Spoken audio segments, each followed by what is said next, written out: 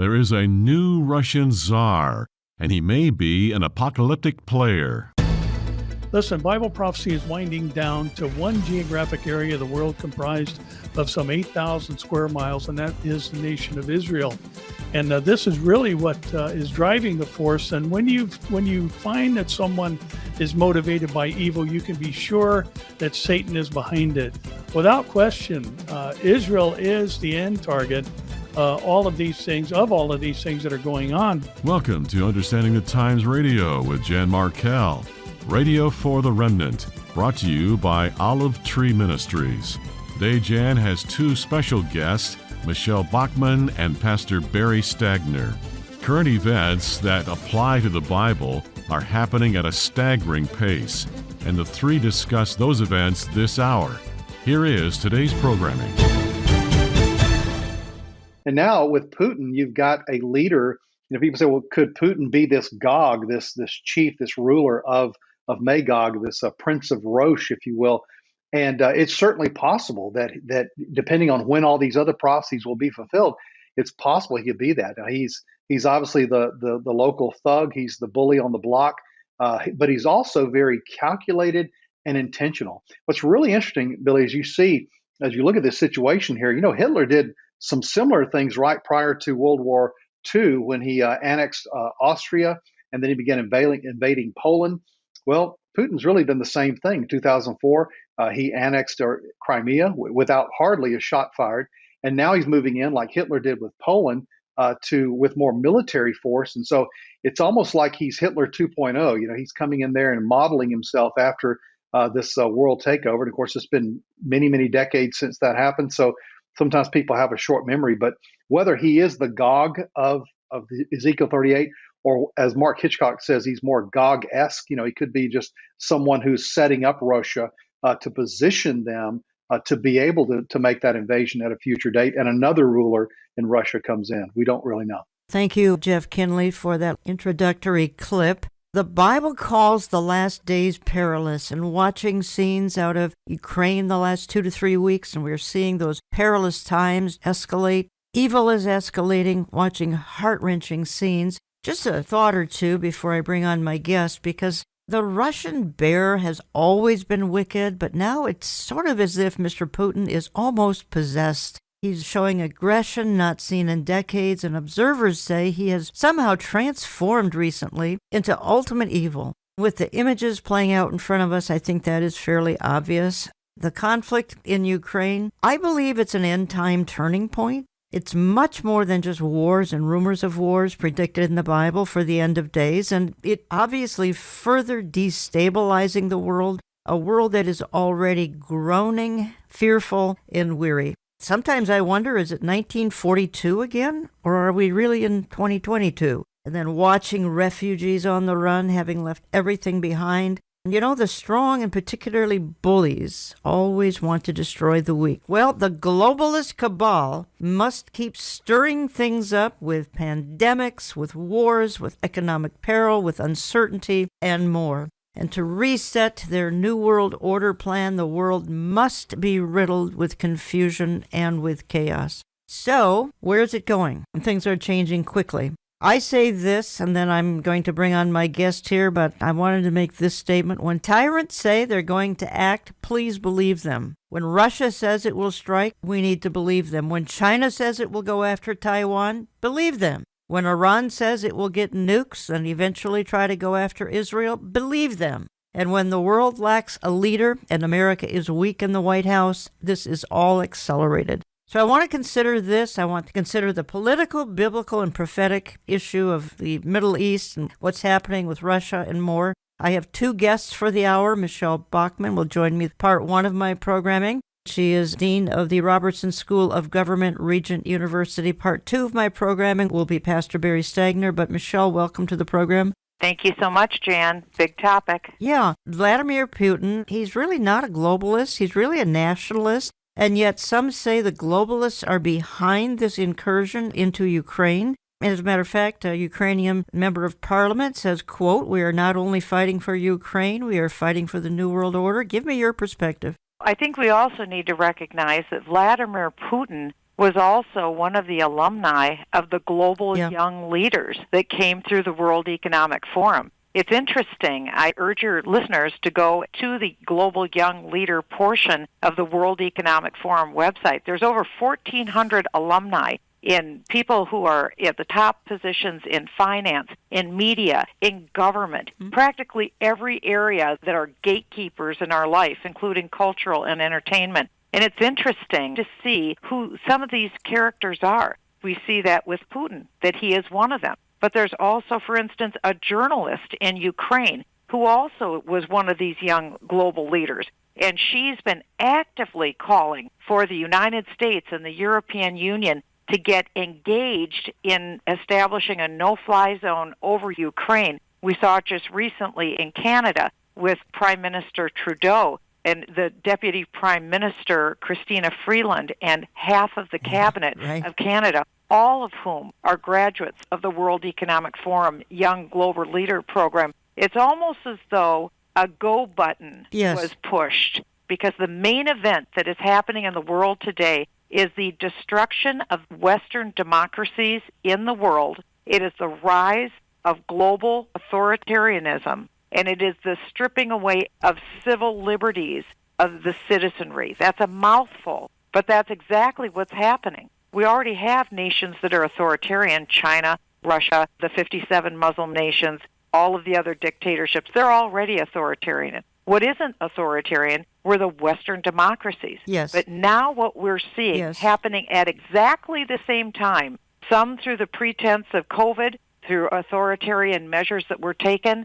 but now through war being pushed forward in the Russian-Ukrainian region. This is a very different time. I agree with you. The time clock has leapt forward in advancing the movement because it's go time. I'm going back in time just a few months, and you and I ministered together at Calvary Chapel, Chino Hills, California in September, and you spoke that day, and you talked about Pax Americana is over, and the turning point clearly was Afghanistan. And I just want to revisit that for a moment, because Afghanistan seemed to change the dynamic. Now, having said that, Mr. Putin may have had this in mind a year ago, 10 years ago, but then the opportunity clearly arose post-Afghanistan and with a very weak man in the White House. Why don't you go back to that time? Because it seemed that we've got in America now that, look, our generals are more concerned, as you and I have talked, with transgenderism than they are on protecting our nation. Clearly, the world's leaders are seeing that, and they're seeing that America's not going to intervene, and we really aren't. I'll say more about that later.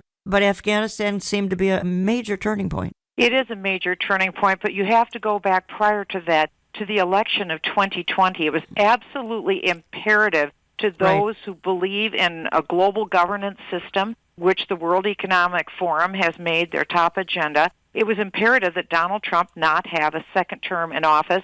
The American voters had to be denied their choice because they needed a weak America. As we all know, goal number 3 of the World Economic Forum is that the United States of America is no longer a superpower. With Joe Biden, what we have seen is two things that have happened simultaneously. Number one, America has lost its status as the economic superpower of the earth. Our economy has been hollowed out and devastated by the Biden agenda. Number two, in August, we saw the destruction of America as a military superpower. That's what superpower status is. You can't have military superpower status without economic superpower status. We lost our economic superpower status first to China, and second, in August, we had the worst military defeat after the conclusion of our longest war, which is 20 years in Afghanistan, $84 billion and the finest weapons in the world being left on the ground. But also, we spent $2 trillion between Iraq and Afghanistan. Those resources that we built up, that is now in China's purview and also in the purview of other bad actors in that region. When we had this terrible defeat in August, was anyone fired? Was there any reform of our military? Was there any review? There was absolutely nothing. It was celebrated. It was a victory. It was a victory from Joe Biden. That's right. It's a part of the delusion, and it's like there is an iron curtain that has descended willfully from our mainstream media, the tech media, So people in the United States and across the world are unable to get the truth anymore about what's happening in our world. But the fact is, 2021 was an extremely terrible year for America because we lost our superpower status. And because we were a superpower, we enforced globally what is known as Pax Americana. We kept the peace globally because America is a force for good in the world. When we removed America as the economic and military political superpowerhouse in the world, that did not go unnoticed by Vladimir Putin, Chairman Xi in China, and all the other bad actors of the world. They took their opportunity, and that's what we're seeing happen in this invasion in Ukraine. The globalists want a war. They love it, the destabilization of a war, and we don't know where this is going. Played a little clip there of author Jeff Kinley, who speaks extensively, as does Mark Hitchcock, Dr. Ed Heinzen, and others on the coming Gog-Magog conflict, where the power to the uttermost north of Israel is going to come down, but we believe that's to be Russia, going to come down and seize the wealth of Israel. We're going to talk about that in part 2 of my programming, folks, with Pastor Barry Stagner. But going back to my comment, Michelle, the globalists, they love the instability of a war. It stirs everything up, makes everything uncertain. It stirs everything up, and people need to realize with wars, number one, they're extremely expensive. Our Treasury was bankrupted through the Iraq and Afghanistan war, $2 trillion. That's the entire American budget for a year. For a year. So we just went over that. There has been no recouping, no trying to repair our military or get us back into position. It was complete and utter failure by our intelligence community. When you have a war, you don't just decide one afternoon, I guess we're going to go to war. It takes months and months of planning. I mean, I could go for 3 minutes just giving what you need to do to be prepared for war. The United States is not prepared to engage in war, but Russia was, because they had time sufficient to make their decisions.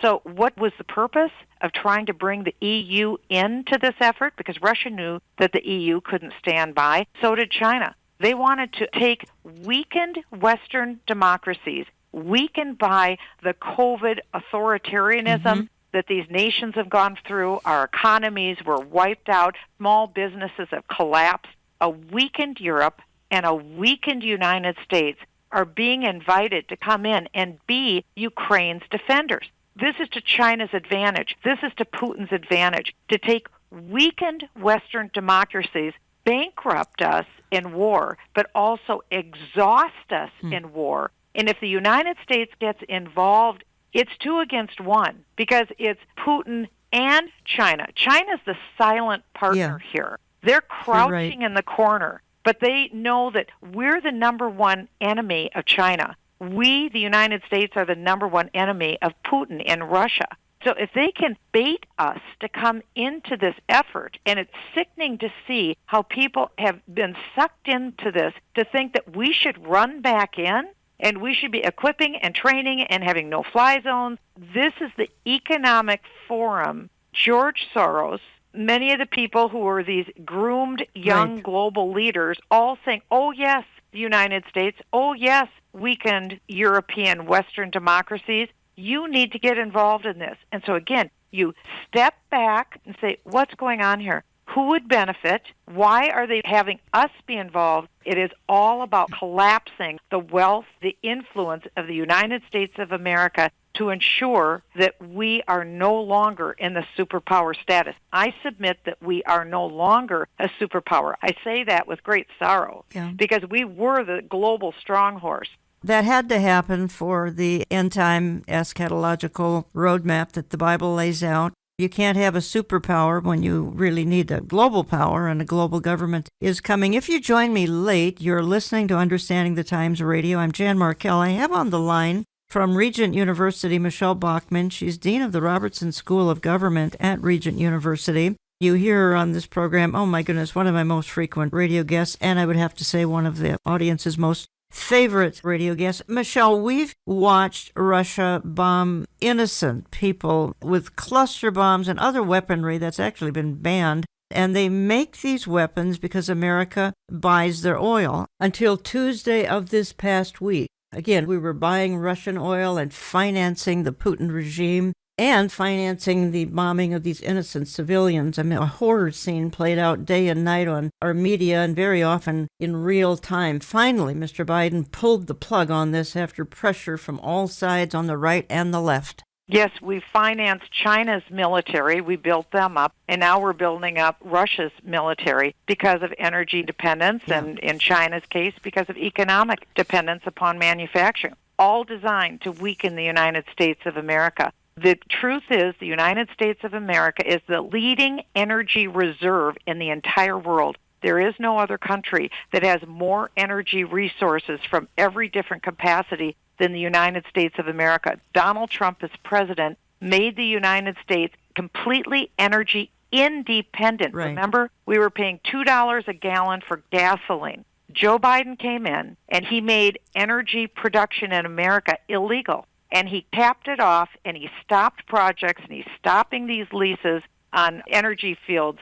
So what has he done? He's begged the OPEC countries, the Muslim countries, and also Russia to allow us to be dependent upon them. He has stripped out the wealth that was created from energy production in America, but he's also put us into dependency. No sane president would do what the Biden administration did. They've embraced a culture of economic death, and they've embraced a culture of military ruin and destruction. And we're here looking at the tattered remains of just 15 months of the Biden administration. I've heard you say, it was another interview, you said people who are calling the shots for the Biden administration have to be terribly evil people because everything they're doing results in destruction, one intelligent lapse after another, and it's stunning when you look from the borders to healthcare to you name it, things are being systematically destroyed on a daily basis. It's just stunning. It is. It's a culture of wickedness and a culture of death. It is pure evil, what is coming out of the Biden administration. I don't say that in a partisan sense. Of course not, I no. defy anyone listening to this conversation to point to even one policy that has built up America or benefited the American people. We were literally having our greatest days under Donald Trump. We were breaking stock market records every day. African Americans had the best life they'd ever had economically. The same with Hispanics under Donald Trump. Now under Joe Biden, we are looking at 2 years of lockdowns, 2 years of breaking the backs of small business, which is 85% of the American economy. We are broken in ways that could take decades to build back. But if you look at what the Biden administration's goals are, they could care less that people are broke, sick, can't get what they need. Instead, what they're doing is continuing to run as fast as they can through the tape to destroy the United States of America before the midterms, because they know they have full power now through November. So they're putting every wicked policy in place that they can to take us down and to put us into a place of enslavement. That's where we are today. We are enslaved to energy countries that have evil designs against the United States. And it wasn't that way under Donald Trump. This was a politically willful decision by the Biden administration to destroy America, but also to harm the American people and our way of life. I just want to read 3 short paragraphs here. It's an item written by Hal Lindsey. Hal, of course, wrote the infamous book, Late Great Planet Earth, which so influenced me as a young person. And the title of his article, again, just a couple of paragraphs here, folks, is Putin sane? Because that's the question a lot of people are asking. What has gotten into Vladimir Putin? Of course, he's a communist, folks, and communism is an extremely destructive, satanic system. But Hal writes this. A few days ago, New York Magazine ran a headline that asked publicly what people have been asking privately for months: is Vladimir Putin sane? The New York Times recently noted that Putin has fundamentally changed amid the pandemic. They say the shift seems to have, quote, left him more paranoid, more aggrieved, and more reckless, close quote. People who speak with him regularly, including the president of Finland, say he's not the same person. And Hal goes on, what happened? Romans 1 happened. Putin suppressed the truth in unrighteousness. He exchanged the truth of God for a lie. He did not see fit to acknowledge God. Therefore, God gave him over to a depraved mind. A depraved mind, or as the King James Version says, a reprobate mind, means in part a mind that can no longer think in its own best interest. I'll conclude here. The Romans 1 effect is not confined to Putin. The things that brought on his change are widespread among most of the world's leaders, and not just political leaders, but also leaders in entertainment, education, religion, and business. How does a nation survive in such a world? Through virtue and strength, Proverbs 14, remembering that corruption begets weakness and weakness invites corruption. How do individuals survive in such a world? By turning to God, the Father, through Jesus Christ. We don't have to be alone. We can walk hand in hand with the God who brought the universe into existence with the power of his word. Remember the wisdom of 1 Peter 5:7, casting all your care upon him. He cares for you. I think, Michelle, the point is that Hal has written here, this Romans 1 mentality. Yes, Vladimir Putin is consumed with it. Yes, the current administration in Washington is consumed with it. But if you and I right now were to look at the capitals of the world, you name it, no matter what capital of the world we were to pick, we would see leaderlessness. We would see a political system in whatever country we want to pick. Number one, it would lack proper leadership. It would be unstable. And it would probably be contributing to the world's instability because we have no global leader. We have no stable Washington. That tees up the nations of the earth looking for a man with a plan. That's right. So we are in the beginning stages of massive global instability. We don't know how long this will go on. It could go fairly quickly, or it could take a little bit more time. But we are in the period of time in history of massive global instability. Remember, again, every day of our life when we woke up, every listener on this show today, you woke up knowing that the United States of America was the global superpower on earth, and we held Pax Americana. Yeah. With that no longer being the case, now you have leaders with reprobate minds all across the world who are grabbing whatever they can for themselves. Here's another interesting fact that we should keep in mind. We are in the midst of a demographic death spiral. Russia is running out of Russians. The Russian people are not reproducing. In Ukraine, one example, the population of Ukraine in 1990 was 51.5 million. Today, their population is 40 million. Usually you don't go backwards, you go forwards. Ukraine has lost 20% of its population just since the fall of the Soviet Union. Why? Because people are not reproducing. When you have uncertainty and chaos in your future, people don't invest in the future. The best way to invest is to have children. That's true all across Europe. Now it's happening in the United States of America. So Putin needs children. He needs Russians. He's looking for these countries that have Russians he could gather together and bring into his nation. The same is true for Communist China. With their disastrous one-child policy, they need people too. So we're seeing a number of different factors, including a reprobate mind, but all of these factors together resemble exactly what the Bible predicted for this time in history. And that's why it is the story of our day, the rise of authoritarianism and the massive stripping away and destruction of the rights of the citizenry, including here in America, through these authoritarian means. Joe Biden, unbelievably, just reinstituted in a letter on the White House website his emergency powers. That's right. He put emergency powers back in. Yep. Remember when Justin Trudeau did that in Canada? That gave him the power to freeze people's bank accounts. Yep. Joe Biden just instituted these emergency powers. Everyone should call your congressman and your senator and demand that they insist that Joe Biden rescind his emergency powers. What can he do with those emergency powers? He could once again wave a magic wand and we could have stolen elections again this fall with his emergency powers and all of the other authoritarian measures that they've put into place to make our lives miserable and to make us bankrupt in these last 2 years. That has to end. Michelle, you have a fascinating event coming up. It's going to be Tuesday, March 29th from 12 to 5 p.m. Eastern Standard Time.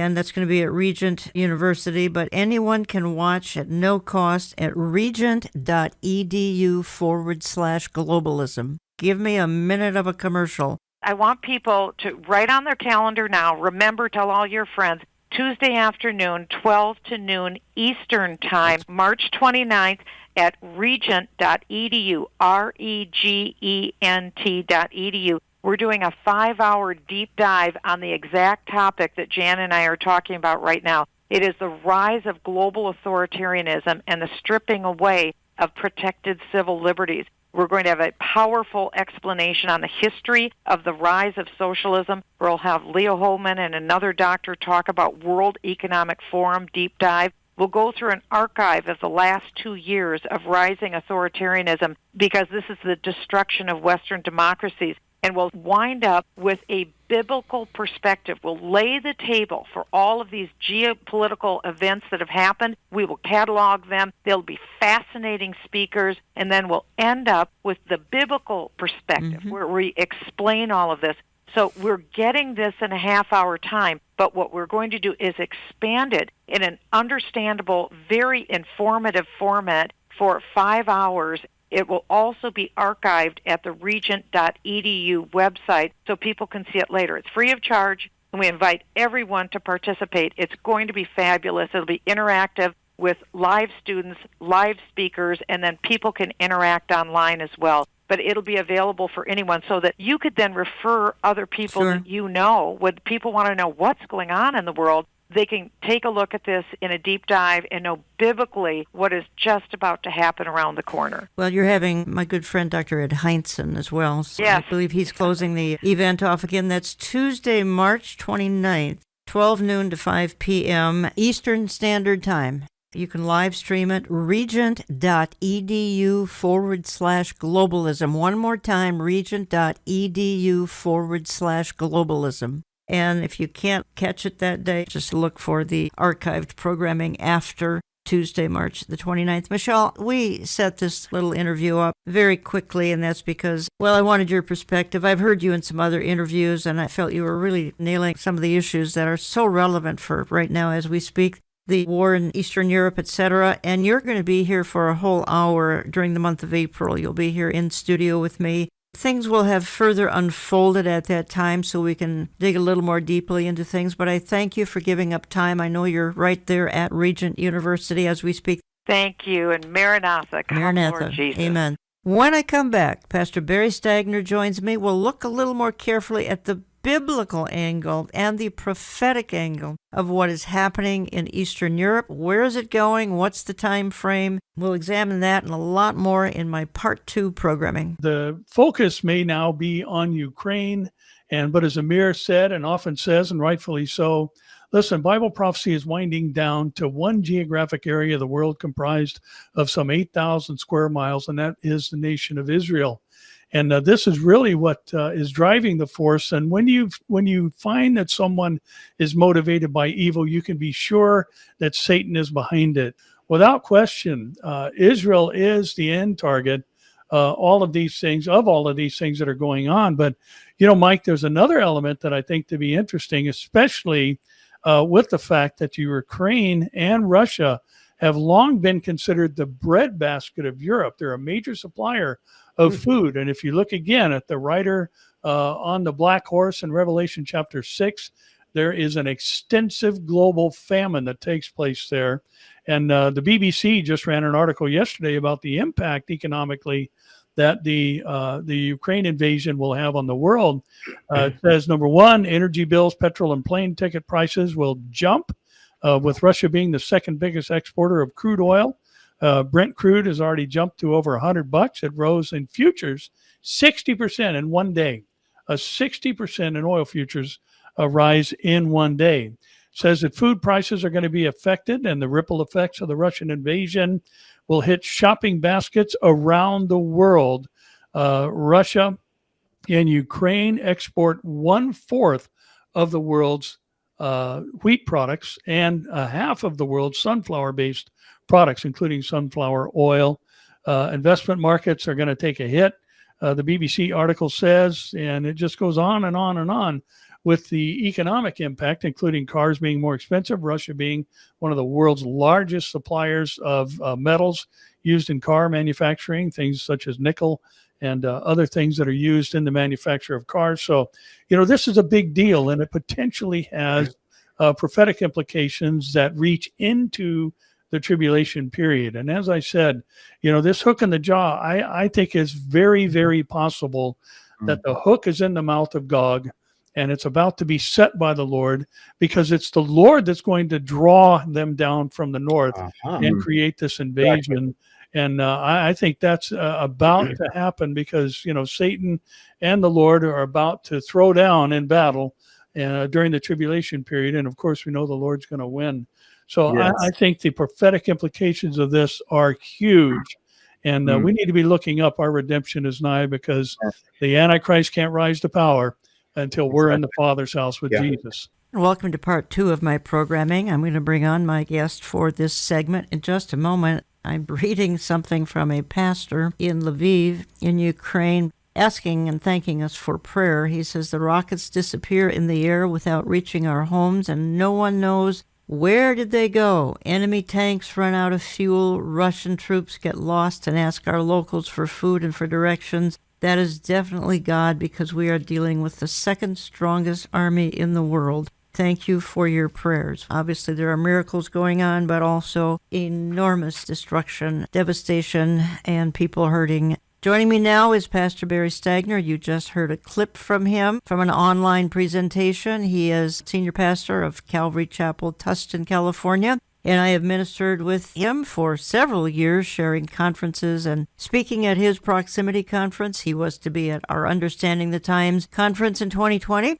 which was canceled due to COVID restrictions at that time. Along with Amir Sarfati, Pastor Stagner and I do some online live prophecy updates. I'm continuing the theme of trying to understand just where Russia is going now that it has become a vicious bear and not a hibernating bear. Are its sights ultimately on the mountains of Israel, Ezekiel 38:8? I think so. Who joins in on that, and what is the timing of that war? Let me clarify again that the conflict in Ukraine is not Gog and Magog or the war of Ezekiel 38:39. Could it be leading to that? Absolutely, it could be. We're not saying it is, but it could be leading to that. Pastor Barry Stagner, welcome back to the program. Thank you so much, Jan. Always a privilege to be on with you. Just a couple of things here. Why don't we talk about the hook in the jaw? The hook that's going to bring down the enemies of Israel in Ezekiel 38:39, participants again. We know that to be Russia, Turkey, Iran, some North African nations. What do you think about the hook? I think the hook has some economic associations with it, because that is what the protesting nations of Sheba and Dedan are going to inquire the invading forces about the motivation. Have you come to take plunder and booty? Really, that's what we're seeing, the precursors to of what's going to be fulfilled during the tribulation. Jan, I think one thing that we always have to recognize is that the church isn't going to see any portion of the tribulation, but the mentality, the moral attitude cannot develop during the tribulation. The tribulation just isn't long enough. It has to be something that is brought into the tribulation period, and therefore there are precursors to the events that will reach their ultimate fulfillment during the tribulation. And because of the things we're seeing now, and the players that are involved, and the military engagement that we're now seeing, it is very possible that we are on the cusp of the twinkling of an eye experience the church will have, and the rider of the white horse in Revelation 6:1 coming out of the world scene, covenant in hand. Just some quick bullet points. And again, we're not suggesting that the conflict in Ukraine is Gog and Magog. It can't be, but certainly you would agree could be a precursor, could be a lead up to it, correct? Absolutely. And Jen, I think that's important what you just said, because we're giving the geographic area of the battle theater of the Ezekiel invasion, and it's a hook in the jaw that draws them down from the north into the land of Israel. The scope of the battlefield is also defined for us being some 1,600 furlongs long, which would basically be the distance from Dan to Beersheba, which is the length of Israel. And again, this also distinguishes this battle from the Battle of Armageddon. Yes. We have a limited number of engagement nations, and we have a very definitive outcome that's defined there, things associated with these nations, where they come from, what their associations are with one another, and what the outcome of the battle is, which is completely distinct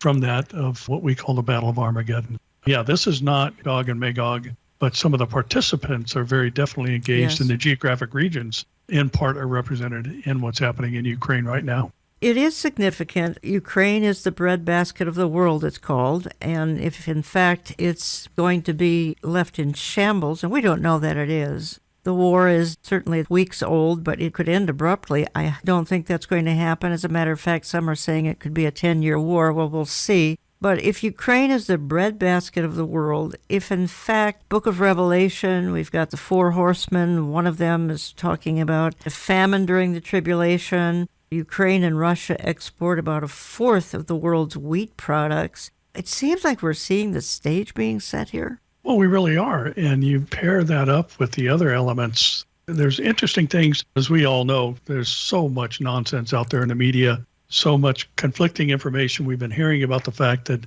part of the motivation was to keep them from joining with the European Union or NATO. Yeah. Interesting to see what's happening there, especially with the application to join the EU. And just watching so many of these elements that will, again, have their ultimate fulfillment during the tribulation. And the consequences or the ripple effect of this is, without question, going to be global, and it is going to impact all of us, especially at the place that is one of the most costly visits in day-to-day life right now, and that's to the gas station. So you look at Russia's need to feed the monster, so to speak, and it comes generally from the vast majority of their gross domestic product is related to energy. I'm going to play another clip here. It happens to be Jeff Kinley. And folks, I opened the program with a clip of Jeff, and he's being interviewed again because a lot of people are saying, is what's happening in Eastern Europe at this point somehow leading up to the invasion that Russia and a bunch of allies are going to be perpetrating on the nation of Israel. One of the big questions is, okay, well, where do people find Russia in Scripture? So let's start there. Is Russia in Scripture? And then let's talk about Ezekiel, because I know that's where you're going to go from here. But take us through that. Why Russia? Yeah, well, from a biblical perspective, anytime you have directions given in the Bible, then you always start with Israel being kind of the center or the navel, if you will, the center of the compass. And it speaks about these nations coming from the uttermost parts of the north. And of course, if you just drew a straight line north of Israel, you're going to land in the middle of Russia. And so that's one reason. Another is because the word Rosh is used in Ezekiel chapter 38. And of course, there's different opinions as to what that means. But I think the most plausible explanation is that it just simply refers to Russia because it's referring geographically to it. And even the name itself. When you get down to Magog, it says there'll be this war of Gog and Magog.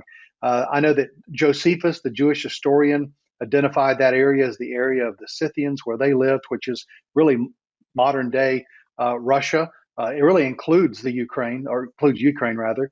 And so really you've got Rosh as Russia and part of Russia being Magog. And all that just really fits. And most scholars today, Billy, are pretty united on the fact that Magog does include Russia and at least parts of the former Soviet Union.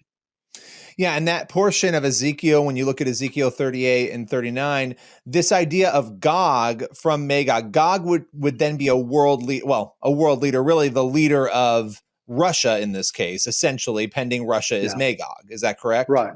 Yeah, so the word Gog just simply means chief or ruler or head. He's the kind of the top dog of the organization, if you will. And so, he would be identified as the leader. Barry Sanger, just some bullet points here based on Ezekiel 38:39. Israel, number one, is dwelling securely, likely only under the Antichrist. The context is the last days. The invasion comes from the uttermost north. It's an overwhelming invasion, and no one helps. Some nations sit on the sidelines and scold, but they don't get involved. God gets involved and allows Israel to win. Your thoughts on all of this? Then I want to ask you when you think the timing is. It's interesting. I appreciate what Pastor Jeff and Billy were saying. Let me just throw a little curveball in there. When you draw a line directly from Jerusalem north, on a flat map, you're going to go through Moscow. You go through the heart of Russia. But if you were to take a piece of thread and put it on top of a globe and run from Jerusalem to the North Pole, that line would go right through Ankara, Turkey. Here you've got these two major players, one being the former capital of the eastern leg of the Roman Empire. So no matter how you slice it, and I appreciate he mentioned the Rosh issue, whether that's a proper name or a noun,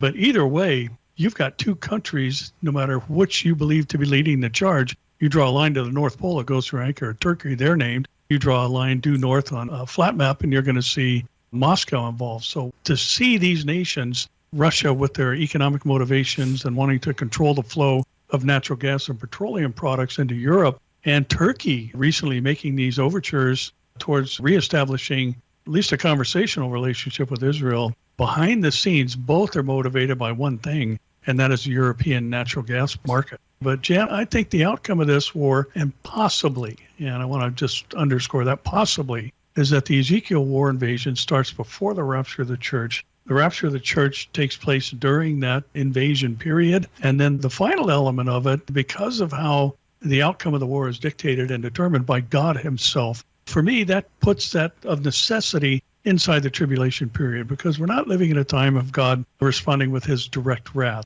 People now today experience the consequential wrath of God, the universal law of sowing and reaping, but the direct wrath of God in the form of catastrophic events is limited to that Correct. 7-year tribulation period. Possibly it begins before the rapture happens after it starts, but the end game, I believe, would land somewhere inside the early portion of the tribulation. Many believe that Damascus, Syria, will be obliterated first. That's based on Isaiah 17:1. Some say, well, that happened in history. I don't know that it was ever left uninhabitable in history, but there is coming a time when it will be left uninhabitable. Some feel that's going to be an event that will actually trigger Ezekiel 38:39. What is your thought on that? I would agree with that. I think especially with the fact that we see multiple players from the Ezekiel war scenario now inside of Syria. There's a Russian military presence there. There's a Turkish military presence there. There's Iranian or the Persians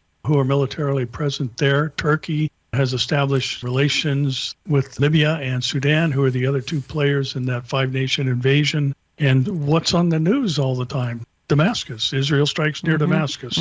I think it makes sense that this standalone prophecy, which I would say was not in the 7th century BC fulfilled by Sennacherib and his invading forces, simply because there's a Damascus today. Yes, exactly. Ceasing from being a city means exactly that. Exactly. It will never be a city again. That hasn't happened yet, even though there's been obviously attacks. You look at Jerusalem. How many times has it been invaded and overrun through the centuries? I think this standalone prophecy in Isaiah 17:1 is going to play a part, a motivating factor in that invasion of Israel in Ezekiel 38 and 39. If you just joined me, you're listening to Understanding the Times Radio. I'm Jan Markell. I have on the line from Southern California, Pastor Barry Stagner. You can learn much more at his website. He is pastor of Calvary Chapel, Tustin, California, cctustin.org, cctustin.org, if you want to ask him some questions. He's speaking and hosting various prophecy conferences around the country, frankly, around the world. Barry, just quickly, I actually brought this out. You and I spoke together at Behold He Comes back in September at Calvary Chapel, Chino Hills, California. I brought out the fact that obviously it's not new news. It had just happened. $85 billion in U.S. military equipment left behind in Afghanistan, which could in fact play a military role in Gog and Magog, could it not? Oh, absolutely. There are some who see portions of the nations named there as including the Stan states, as it's called. The Stan, that's right. Or the southern steppes of Russia. That would include Afghanistan. Interestingly, Jan, that potentially implies the horrific scenario that the United States has armed the nations that will invade Israel to a degree. That was a catastrophic move, no matter how you slice it. It made no sense whatsoever. And one of the elements of why we're seeing what we're seeing in Ukraine right now is a weak leadership position in the United States and this diplomacy, sanctioning, and they have their purpose and role. There's no question about that. And of course,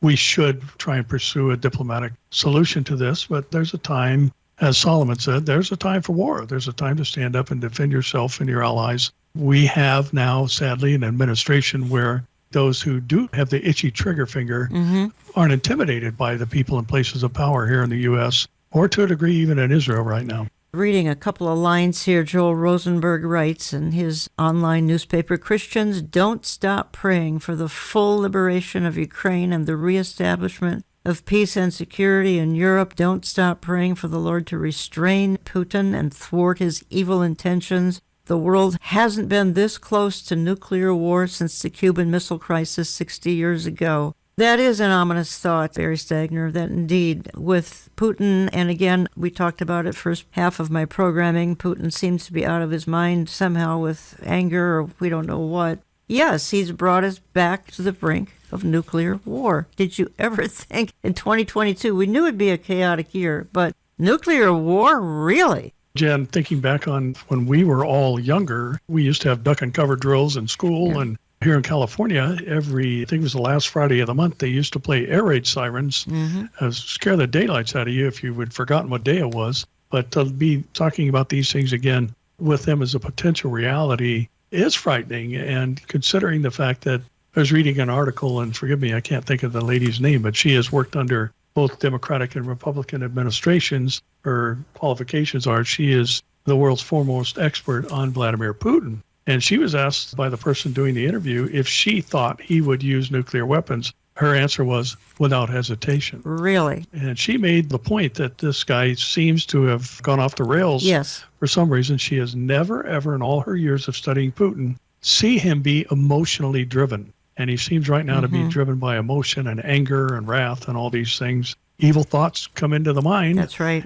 Satan is obviously behind them. Yeah, it's an interesting time to be alive. Reading 2 short paragraphs from Haaretz, it's an Israeli newspaper, talking about the effect here on Israel, which really is going to have an effect on every listener ultimately here. And the 2 paragraphs, if Russian military aggression forcibly kicks out Ukraine from the world food market, or even just temporarily delays sowing, harvesting, processing, and supply, it will create a tsunami effect on a global scale. This will hit not only Israel, but the entire arc of states from North Africa to the Persian Gulf and South Asia, all consumers of Ukrainian exports. And then it concludes, all this will lead to the fact that, in the event of a major war against Ukraine, the increase in the cost of living, the reference here is to Israel, will make our current complaints about rising prices look like child's play. That can be applied to the whole world. And then it concludes, we are on the verge of the biblical 7 years of hunger with the sharp rise in food prices. Again, Barry Stagner, that's apocalyptic language in 2 paragraphs of Haaretz newspaper. Yeah, and Israel's still looking for their Messiah. Looking at language like this coming out of Israel, and especially the mention of 7 years of famine and things that may be more traditional than biblical, but they know that there's a tough time coming, seeing that we seem to be on the cusp of it. It's curious to watch the tentacles on this thing spread out, the potential for the global famine. Ukraine, as we've talked about, being the breadbasket, and Russia as well, and all the elements of just the basic foodstuffs that come from there. When you parallel that with the wheat and barley of Revelation chapter 6, those are 2 major products that come out of Ukraine by name, wheat and barley. They're within the top 5 producers and exporters of both of those products. And basically Revelation 6 says those things will be in scarce supply and extremely expensive. And Jan, one of the other things I think that's so interesting about how all this is developing is we've seen the dysfunctional family of the EU become an operating family unit because of this. And all the things they bickered about and argued over, like having a military arm that represents the whole of the EU instead of individual nations. And now you've got nations dedicating hundreds of millions of dollars to the military cause of the European community. This is a geographic region from which the Antichrist is going to rise up. Yes. The revived Roman Empire. That's what I think is so fascinating and exciting about this, is it's not just, oh, this could be this or this could be that. It's like every area related to last days Bible prophecy is advancing right now. We need to be looking up. Thank you. Even the concept of the New World Order plays in here. I'm just playing a clip. It happens to be a Ukrainian member of parliament. And she's saying, look, we're fighting for the New World Order. For the rest of us that aren't Ukrainians, I think the world, quite frankly, Kira, is surprised by the will of the Ukrainian people to stand up and fight. Are you? Well, I'm not surprised. We have been fighting Putin for the last 8 years, and we had 3 revolutions in our country when we did not agree with what was going on with the direction of where we're moving in. But right now, it's a critical time because we know that we not only fight for Ukraine, we fight for this new world order for the democratic countries. We knew that we are the shield for the Europe. we knew that we are protecting not only Ukraine, we are protecting like all the other countries that would be next if we fail. That's why we just cannot fail. Well, again, that's Ukrainian Member of Parliament Kira Rudik. She stated in an interview with Fox News that she and her fellow Ukrainian citizens are not only fighting Russia to save their own country, but to save the new world order that includes all the other democratic countries. Your thoughts on that, Pastor Barry, and then we want to hit your upcoming emphasis here on 316, but give me your thoughts on the globalism push here. Well, I think it's fascinating because really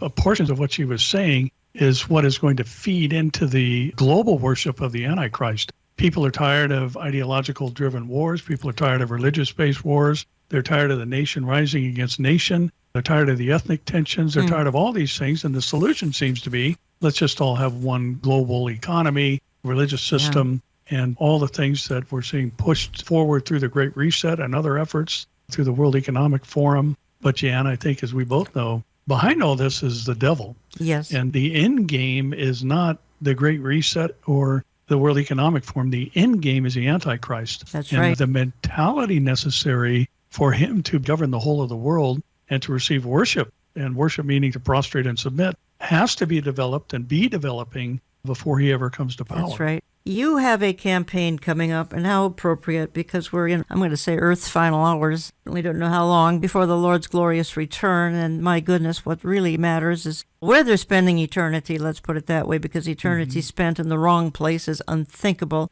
Eternity spent with the Lord Jesus Christ in heaven is why you and I do what we do. But talk to us a little bit about your 316 mission. I'm down to a couple minutes. Jen, it's actually something that was birthed out of our high school ministry at the church. And let me first say, everything related to it has nothing to do with our church. It's all about Jesus. And what we are doing is challenging Christians everywhere to take over social media and to post either the words of John 3:16 or to quote the words of John 3:16 or explain John 3:16, and basically take what has been used for so much against us and take it back and use it for God's glory. And there is a website that you can go to. It's 316, the numbers, 316mission.info. And there's some downloadable graphics and things like that. But when our high school group started presenting this out to other churches, we just want to make sure that it is focused on Jesus and not on any church that's not promoting our church. There's nothing anywhere that has our church's name on it,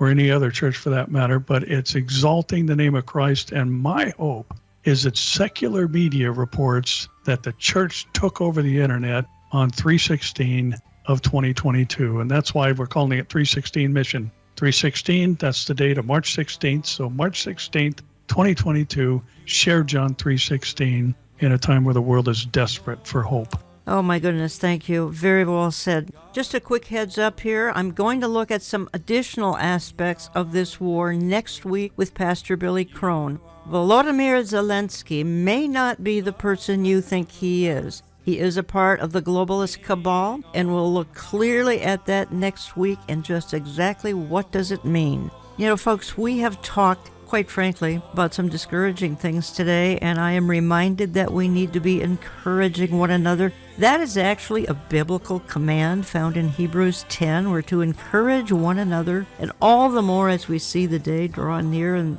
the day of the Lord, his return. And that time the earth will be in turmoil, and so we see that it's come to pass. My goodness, for the last many decades, even a couple of centuries, but now it's accelerating. So before the day is over, would you encourage a weary soul today? And there are so many weary souls. Hey, you will make their day, I promise you, if you'll just give them an encouraging word. I want to thank you for listening, and we're going to talk to you again next week.